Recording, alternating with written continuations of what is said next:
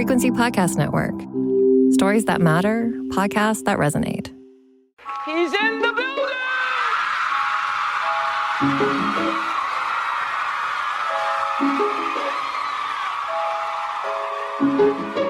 Drink the moment. Drink it. I said empty your mind. Coquettish and coy. Ow. Ow. What? And there's people that are dying. The wickedly talented. More than great. It was historic. Crack is World. Oh, good for you. I have to apologize. One of the hottest. Hey, hotties, and welcome back to the Reheat, a podcast that reexamines the hottest, spiciest celebrity news and scandals of yesteryear and asks, how would we react to the same events if they had transpired today? You know the drill. I'm your co-host, Sadaf Hassan. And I'm your other co-host, Sarah Sahagian. And this week, it's time for another Hot Off the Press. That's when we do a mini-sode that discusses the salacious headlines that are currently obsessing us. This week, we're talking about the recent gossip stories, so juicy. Talking about them is like eating a ripe peach. Ooh, I like that, Sarah. Ooh, I'm aroused. Okay, great. Okay, so let's start with our first topic. I'm so sorry to you all because I know we've been going hard on Blake Lively. There's just so much Blake Lively happening out there. She is the woman of the moment, for better or worse. Okay, so here's the current question. Did she and Taylor Swift have a friend breakup? So just to summarize a little, if you're not in the know, Blake and Taylor have been besties for about a decade. The super private Blake allowed Taylor to feature her daughter James in the 2017 track Gorgeous, which is pretty wild. I actually feel like her children have snuck into a lot of Taylor's music in a bit of a weird way. I just find it a little odd personally. I don't know. Like, Taylor gives me the energy of a white woman who would kidnap another woman's children. Is that weird? Really? Okay. I hadn't thought of that, but now I don't think I would be able to get it out of my head. Maybe. I'm so sorry. Maybe I'm being too hard on Taylor, honestly. Anyway, recent reports are that the two might be transitioning to a frenemies era. Blake did not go to the Super Bowl, which is actually pretty wild. I'm shocked by this. She went last year as part of Taylor Swift's little squad, and they've been hanging out a lot. I feel like Blake has been at quite a few games because, as we know, and if you don't know, Taylor is very much hot and heavy with Travis Kelce, and reports are that Taylor even refused to attend the 50th anniversary special for SNL because Blake and her husband Ryan Reynolds would be in attendance. Now, this is wild because I was surprised that Taylor was not there. You know why? Because everybody was at SNL 50. Yeah. Where was Taylor? So some people think that Taylor is taking a step back because she doesn't like how Blake name drops her for clout, allegedly, and is particularly upset about how the legal drama with Justin Baldoni is playing out. So everyone who's used the internet this calendar year knows he is suing Blake for hundreds of millions of dollars, and for her part, as she should, frankly, Blake is also suing him and has accused him of sexual harassment. There's been so much legal drama around all of this. We've talked about it a little bit. You can listen back to some previous episodes. But one of the exhibits presented as evidence in these suits was a text where Blake referred to herself as Khaleesi from Game of Thrones and said Taylor was one of her dragons, which, oh my God, when I read this, I was very disgusted. I had a whole body cringe. And really, maybe Blake is the woman who would steal your children because I do feel that's more of a Khaleesi. Yeah, that is. Obviously, the better reference would have been for Blake to refer to Taylor as her real-life Blair Waldorf, but that's a missed opportunity. I'm just saying, I actually feel like part of the appeal for this friendship, Taylor was the exact right age to watch Gossip Girl, right? I think part of the appeal is if you ask Taylor, which character in your soul do you relate to? I think she'd be like, Blair. And I think part of the attraction to Blake is I can actually be friends with Serena van der Woodsen. I can live my Blair Waldorf fantasy. And I feel like if she'd referred to her as her real life Blair Waldorf, I think, honestly, because Blair really, let's face it, was the star of Gossip Girl, I think that would have been self-deprecating, and Taylor would have been like, yes, I am your real life Blair Waldorf. I will scheme. I will save you from this man. But you're a dragon, just you're not even a human. You don't even have lines. I'm sorry. I actually feel like I would stop being someone's friend too. Oh my God. You guys can tell we're very caffeinated this morning. I am so deeply in agreement, Sarah. I also, correct me if I'm wrong, but I believe Taylor at one point said, not Gossip Girl, but in terms of girls, which we can Mhm. compare to Gossip Girl in some ways when it comes to archetypes. She said she believes that she's a Shoshana, not a Marnie, which I think she's obviously a Marnie. So maybe Taylor's a little bit out of touch with who she is. And if she is, I think it stands to reason that Blake probably is too. Like, Mm. I don't know, the whole thing is so endlessly fascinating to me. But here's the big question. Do we think this is a true friend breakup? Is that what's happening? Because here's what I'll say. We know Taylor's had some falling outs before with key friends. I think she's very careful with who she Mhm. positions as her best friends. And Blake has definitely been playing that role for the past year, which is really interesting. And it makes sense that they might want to distance with they at least that it makes sense that Taylor might want to distance herself from Blake as this lawsuit is happening because Taylor is mentioned quite a few times in the lawsuit to the point where Blake says that Ryan and Taylor are the two people who she goes to for every creative decision, for all feedback. And if Taylor and Ryan approve of something that she's saying, then who else needs to approve, pretty much. So I don't know. It's pretty extreme. What do you think, Sarah? I actually would have been upset too if I were the director and everything I had to Yes. do had to appeal to Taylor Swift. Like this is not a shot fired at Taylor Swift. Obviously the woman has a lot of artistic talent, but that's not how you direct a movie. You don't say, "Okay, I'm going to go ask my other artist friend what we should do." That's just not fair. And I don't want to sympathize with Justin Baldoni because he is No. based on what we know about him allegedly, he seems like a gross man. But that is a little bit weird. Your husband, you live with him, so people do discuss work with their partners. But being like, listen, my friend Taylor, who's very busy, she's probably in Tokyo right now performing. I got to get her on the phone and talk to her about this scene in It Ends With Us, Yeah, which is destined to be at best a C plus quality movie. Let's like at best, like that's what she should be doing today. I know. I'm so with you. That is the best breakdown. It's just wild. And again, I will reiterate, I'm backing Sarah here. We're on Team Blake when it comes to this entire legal drama, even though Hmm. he's also seems like a bit of a shitty person. They both seem like shitty people. The one is definitely shittier than the other, okay? We'll keep insisting on this. Yes. Oh, absolutely. Absolutely. So I think here's my thing. I think they will stay friends for a similar reason as at the end of Gossip Girl, Serena and Blair stay friends. It is very clear at the end of Gossip Girl that they don't like each other, that they have nothing in common. That's that's actually such a good comparison. I But think they, you're right. yeah, they cannot be friends with other people because they don't want to learn to be better people. They don't want to learn to be good friends. At least, here's the thing. I mean, Taylor.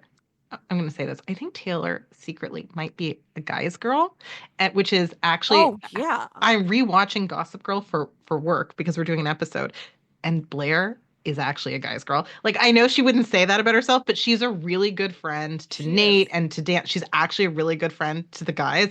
So I do think they will rekindle this. I don't think they necessarily like each other. I think they just need Really? each other. Well, I don't think they Oh. will going forward. I'm using the Blair and Serena metaphor because I think it's really apt. I think it's people who have a history, who kind of have to be friends because they know too much about each other and they are united. I do think like in their version of Gossip Girl is just like the media and all the fans who talk about them. So I think they do on some level maybe feel persecuted by the Yep. media, feel united. Sometimes they unite to be stronger together than they are apart. Although That sounds like really, Pokemon. I love it. yeah, but really, does Taylor even need that at this point? I don't know if she needs a squad. Taylor at one point did.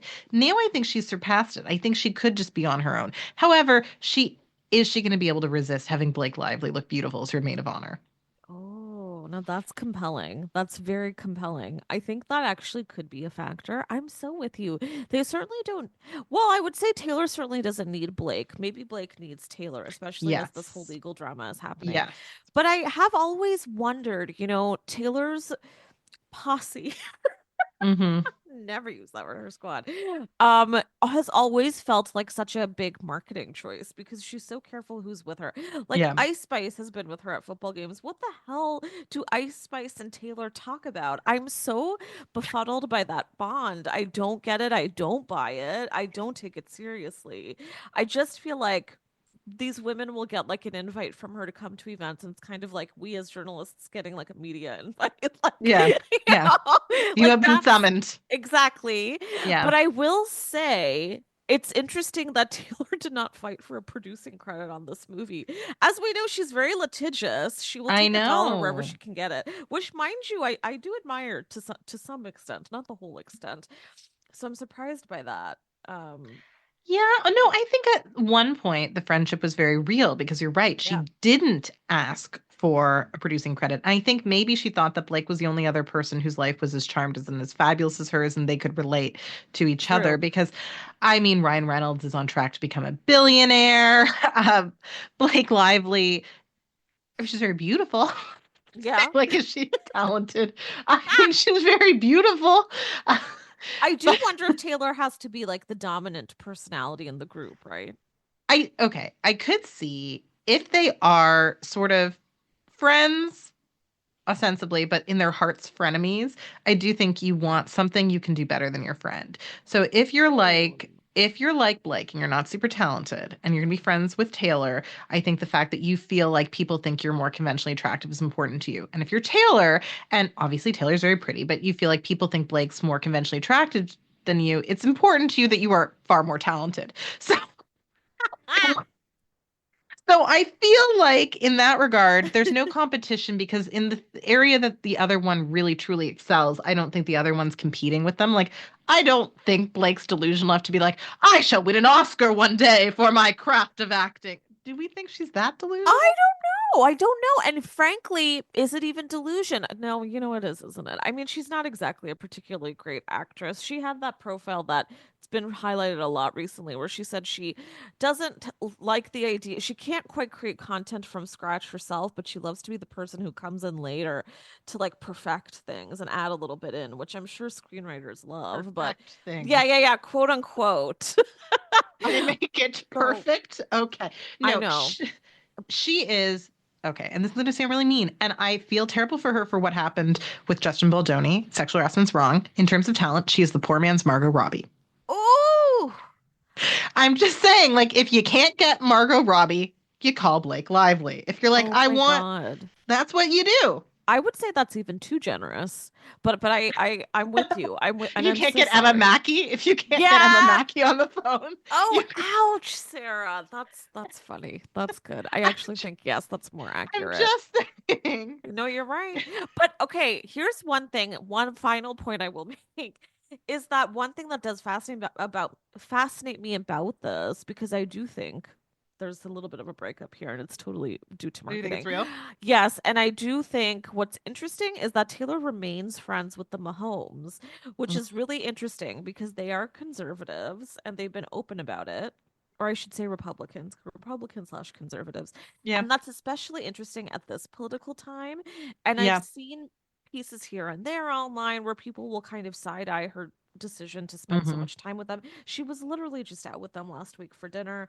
So I find that really interesting. Of course, they are close friends of Travis's. Yes. But it's fascinating to me that she's chosen to stay close to them, but stay apart from Blake.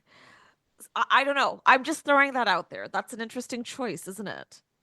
So, although, okay, she's so publicly endorsed Kamala Harris that I think that we can't accuse her of not doing her part to help the Democrats win. I mean, they still didn't win, even with the Taylor Swift endorsement.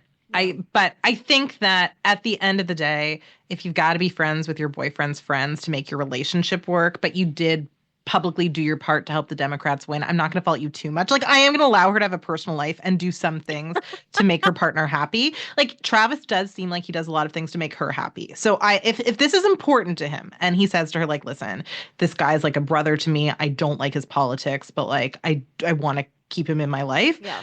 I am fine with her doing that, given that they know she is a Democrat, right? Everyone else knows. I'm okay with that. Also, like, do we really think that Blake, in her heart of hearts, doesn't want super low taxes, even if that means that schools and healthcare for the poor suffer? This is me being mean. This is me being mean and reading her aura. No. I'm obsessed with where you're traveling. However, getting into lawsuit territory. Okay, so I didn't mean that. Okay, let's edit that out. Let's cut that out. I didn't mean that. we're I'm keeping just it. saying. No, we're keeping it. I'm just saying. This is just. I don't know the woman. I don't know the woman at all. I'm just saying that there is a world in which she didn't make it in Hollywood because it was kind of looking dicey there for a while, right? Like Yeah. she started in movies and had to go to the CW because she wasn't a good enough actress, right? Had the role of Serena Vanderwoods not come up, I don't know if it would have worked out for her in Hollywood. There is a world where she married a billionaire in Utah. Like there's a world where she became the ballerina farm lady. Yes, and in some ways, I think she is, and we're going to even talk about another ballerina farm lady in a minute. Meghan Markle. We'll get back to Okay, I think we got to take a break at this point. Okay. Quite frankly, we could go on about this endlessly. Yes. Endless speculation about Blake Lively. Yes. Okay, we'll be right back.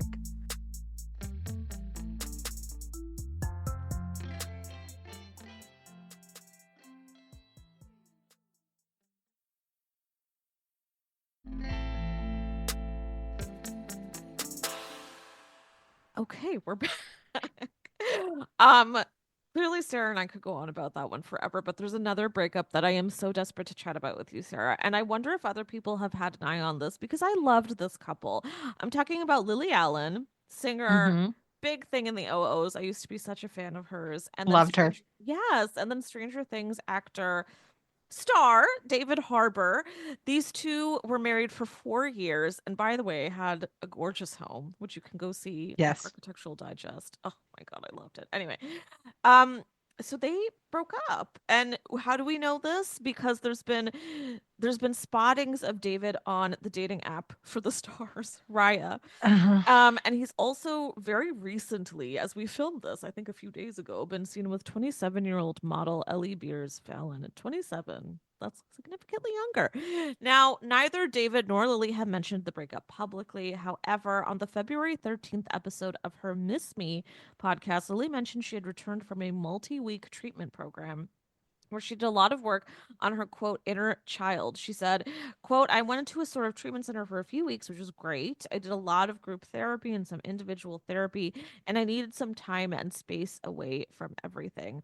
Sarah, what the hell is she hinting at? Do we think that they did break up? What's going on? Maybe they've gone open. Why doesn't anybody care enough about these two? Because I'm sad. He was like a father to her children. It's tragic. You're right. He was a father figure to her children.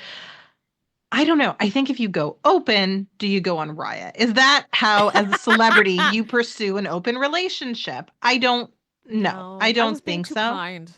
No. And even if they did break up, I think that making your first foray into dating going on Raya is just really insensitive, personally. Not even I don't know what happened. Even if he felt really betrayed by Lily, like maybe something happened that we don't know about. It's insensitive because your daughters, who are of the age where they can read, are going to see this in the headlines, or at least your stepdaughters, right? So this makes me like him less. And I don't know, I'm assuming they broke up, right? He's on Raya. She went to a treatment program. I don't know what broke them up, but it does not seem like these people are still together. What do you think? No, I think they definitely broke up, but it always irritates me when I see one party, and it's always the men. Yeah. Not to sound so bitter, who is out flaunting that they're single. And hey, maybe that's shitty of me to say. I mean, the guy just went on a dating app. We're all on dating apps.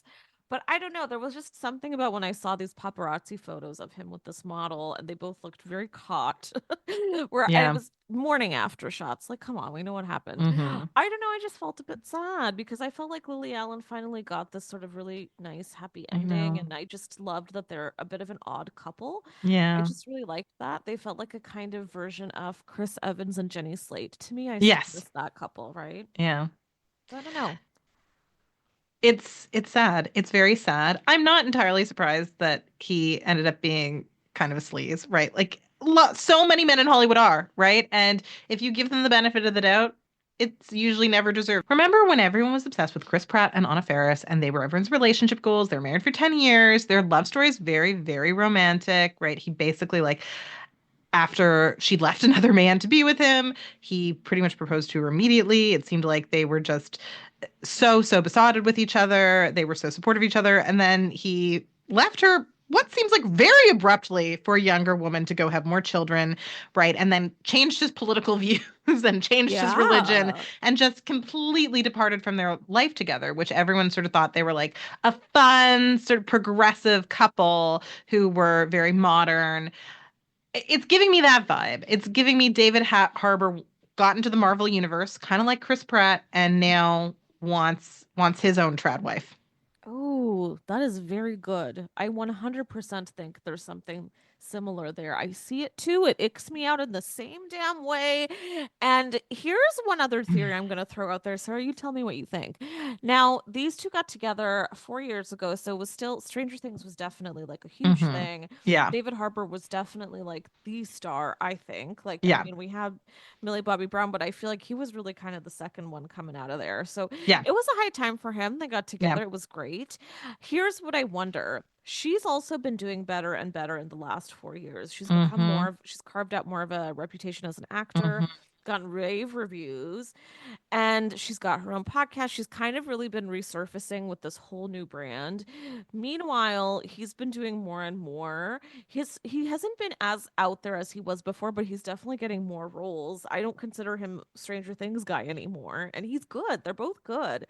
Um, is it that they're both experiencing more success? So now typically we're used to the man getting a bit more success and then he branches out, he goes to the younger woman. Is that what's happening here? Can I we don't not know. take that Lily is doing better? She's not just hanging out at home. I wouldn't be surprised if that's what's happening. I mean, she's staying mum about it, which is the classy thing to do. And maybe later she'll give us tidbits. I don't know. So it's hard to know what happened. And like, listen, maybe they broke up for a non-scandalous reason. Even if that happened, it's still a little bit icky that he's now dating a 27-year-old model. Like, let's just call a spade here. You can call something icky if it is.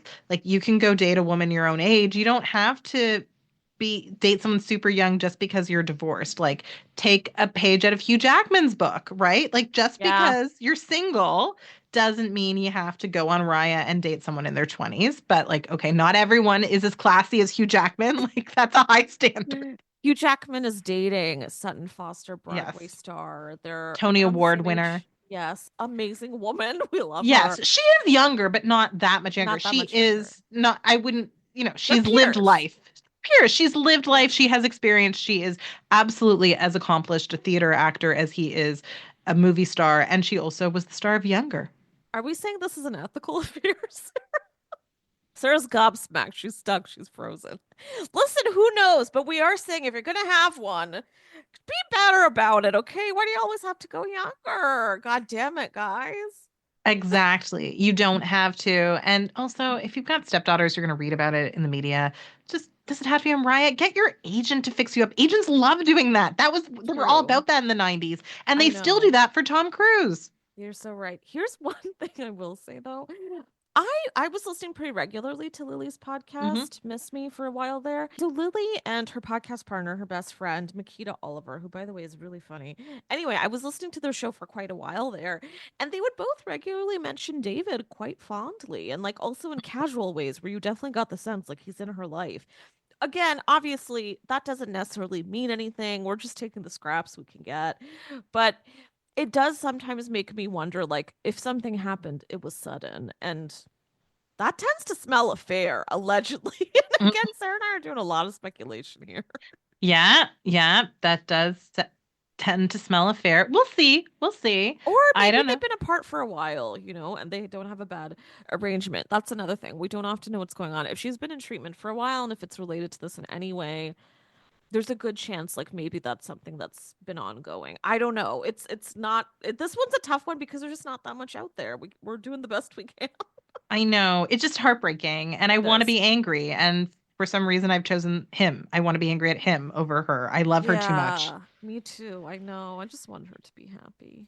But anyway, I guess this is a good time for a break. Lily, we love you.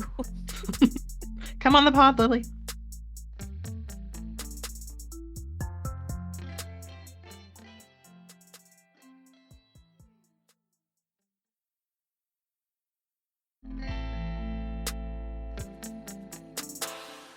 And now we are back to discuss Meghan Markle. Meghan has renamed Meghan has renamed American Riviera Orchard, maybe because it's super hard to say. Yes. It's It's a mouthful. who I assumed they were just going to call it ARO for short, which I Yeah. don't mind, like Arrow or ARO. I don't mind, but American Riviera Orchard, that is a tongue twister. I can't say it. Clunky. Ugh. Yes, Arrow. We're gonna say Arrow. Arrow. So that was her lifestyle brand. She announced a year ago, but it still has yet to launch. It doesn't have products at this point, although allegedly there will be jam at some point. So ARO has now been rebranded as ever. And it's really weird to do a rebrand before you've even launched products. Like, that's strange to me. It's not great. It's not great. It's not great. Her new cooking show will also drop on Netflix on March 4th. So, Sadaf, how do you feel about Meghan's rebranding era? Will you be watching her cooking show? Are you going to buy jam from As Ever? I fear I will not. And you know why? There's a few reasons. A, I'm assuming it's going to be really pricey.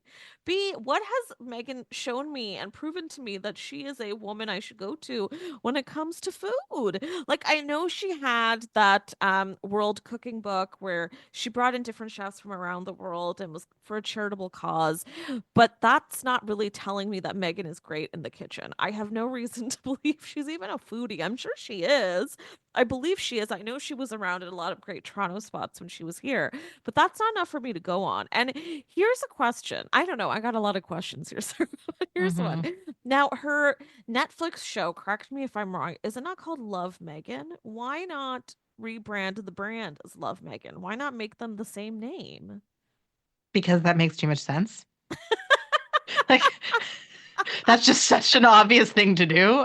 Why not? You're right. What is the possible reason you're not doing that? No, I don't get it. And by the way, her original brand from however many years ago, this was again while she was on Suits and she was living in Toronto and she had a lifestyle website. It was called The Tig. And I remember this very well because I was like, what the hell does that mean? And frankly, I actually looked it up again the other day and I have to remind myself again what the hell Tig means. It means to poke or pat one in a playful manner, or to have dealings, meddle, tamper. Now, what in the world does that have to do with a lifestyle brand? It didn't have anything to do with it. You know what? The only other person I can think of who's had as many like attempts at lifestyle that should have succeeded but failed is Blake Lively. So Yes! I think they should be best friends. I think this is the solution. We've solved the problem. Meghan Markle and Blake Lively, we're going to set you up as friends. You should be friends. You should hang out. What iconic thinking of you, because I feel like it would benefit them both in the best ways that I feel they both want. Meghan clearly wants to be a little bit more in the Hollywood spotlight. Don't blame her. That's where she started out. She probably misses it a little bit. And I'm sure it's fun. And I'm sure you get money and you get red carpets. And these two clearly really want that. When I say these two, I mean Meghan and Prince Harry. But then as far as Blake goes, she obviously wants to get some high wattage rubbed off on her. And who better than royals? And a woman of color, because we know Blake is a little sketchy in that area, as is her man Ryan. So she's killing a few problematic birds with one stone. And by the way, Blake's lifestyle brand from way back when was called Preserve. Now I feel Meghan obviously would love that name too. So weird. It failed. It was poorly branded. Also, she was so young. I'm like, I'm gonna take housekeeping advice from somebody who like isn't even old enough to buy a house unless they're in Hollywood, right? Like, this is ridiculous. So I think that they both kind of are bad at branding. And I'm assuming they both hired consultants, but if you come up with names this bad for your lifestyle brand, you're obviously giving pushback. You're like, oh no, I don't like that idea that makes sense. Like, let's go with the idea that doesn't. Like, that's obviously what you're saying if the names are this bad. Yes, I completely agree. There's just a lot of confusion around this. My other, I guess, bigger and final point really here is why? Like, why does Meghan feel like this is something she wants to do? Because again, she doesn't really have a background that makes it so we're going to tune into this show or we're going Yeah. to buy into this brand. There's nothing that leads up that makes sense to me. And I know she and Prince Harry again are trying to carve this path in Hollywood. They had their previous Netflix doc. They've had a deal with Netflix for a while. They had that podcast Archetypes. I don't know if that's still going. Is No, it was there? bad. No, I don't was think so. bad. And it was bad. It was bad. So, like, what is the deal here? Because I wonder, these two clearly don't want to go away and live quiet, normal lives. They want to be in the spotlight. And mind you, again, Sarah and I are definitely team Harry and Meghan when it comes to the entire royal drama around their past, not so distant past. But it's hard for me not to question their priorities these days. I'm just a little bit confused. Yeah, I have a lot of sympathy for what they went through in the early days of their marriage. And I think you can hold both things in your head at the same time. Be like, Yeah. yeah, that sucks, that's awful. But also what they're doing now is ridiculous, right? They are starting these business ventures that they don't understand how to do, right? They don't seem to know what they want. If I had the money Harry and Meghan have, and I didn't want to be part of the House of Windsor, I would just sort of be a rich person and just, be private and, maybe invest in other people's companies without making myself the face of it. Because you can do that. You can invest in other people's companies if you want to keep working. You don't have to be unemployed. You don't have to stop even amassing wealth if that's your goal. So I really do think, though, that she should become the face of one of Ryan Reynolds' companies because I think he'd like her as a spokesperson. And then she and Blake can be besties and their kids can grow up together. And I do think that we've solved this problem. They should move to New York, move to Westchester. I think I've solved both Blake and Meghan's issues. I think you have. Oh my God, I love this fan fiction. I think we need to find out their press reps. We got to send this idea to them. You and I will do the rep for this entirely. Like we can make this happen. And we love matchmaking. So what better than a bestie matchmake? I'm so with you. I will say there was, correct me if I'm wrong, Sarah, Prince Harry was essentially cut off by the royal family, yes, in terms of money or no? Yeah, but he has money he inherited that they can't take money he away, right? Right. And so they can't take that. they can't take that, so they've got money. It's not like they're running around with no ways No. of making more, although I think sometimes they don't mind that implication. So I'm with you. A, invest. B, and as an invest in others, which is again something their future good friend Ryan loves to do and is very good at and built quite an empire already with. We've talked about this in our previous Ryan Reynolds episodes. Go listen to that. But also go and invest in charity, like be a charitable figure. Like that should be the way to go. Maybe that is what's happening with Arrow turned as ever. Maybe everything is going to have the proceeds are going to go to charity. I don't know. It's not the way it's been marketed so far, but I guess I'm just a little confused on that note. Or, go get a banking job. Go become a writer, become a blogger. I'm sure there will be a blog actually on there. Oh, there'll be a blog. Scratch that. They do have a charity. It's called the Archwell Foundation. So they do have that. One thing though I don't like is when celebrities start new charities as opposed to being patrons of charities that already exist because that siphons support. Oftentimes, 99.5% of the time, and I say this as a nonprofit executive, if you want to start a charity, all you had to do was Google, there's one that's already doing what you're doing. Ask if you can be a patron. Right? Ask if you can do patron rather than siphoning support and rendering all the people who know what they're doing, who've been in that space for a long time, obsolete. Now they can't get the funds, even though they're experienced and they know what to do. And then you have your own fledgling charity. So I actually hate it when celebrities do that. I think we should have fewer celebrity charities and more celebrity charitable donations, right? They should give more to money, but they should be giving to the people who know how to do it. Philanthropy is an actual thing that people study and work in. It takes skill to know how to do it. Just because you see a problem in the world doesn't mean that you are the one on your own to solve it, but you can give money. You can do that. That is one thing that I really dislike. And I'm not trying to single out Harry and Meghan because lots of celebrities do it. But if you are a celebrity and you are listening to this podcast and you are thinking of starting a charity, don't. Google the issue and see if there are charities that already exist and then write a check. Amen. You heard it here from an expert. Okay, that was wonderful. Thank you for that. Yeah, I completely agree with you as an outside observer, but nobody knows better. there you go. And I think on that note, that is this week's Unhinged That's this episode. week's Unhinged. We were so angry. We're so angry. We got a lot of feelings. It's Friday over here, okay? Yeah, again, Meghan, Harry, we really think that you and Blake and Ryan would really hit it off. Let us work this out for you, okay? Now, thank you to all of our listeners, as always. I hope you guys got a chuckle out of this episode this week.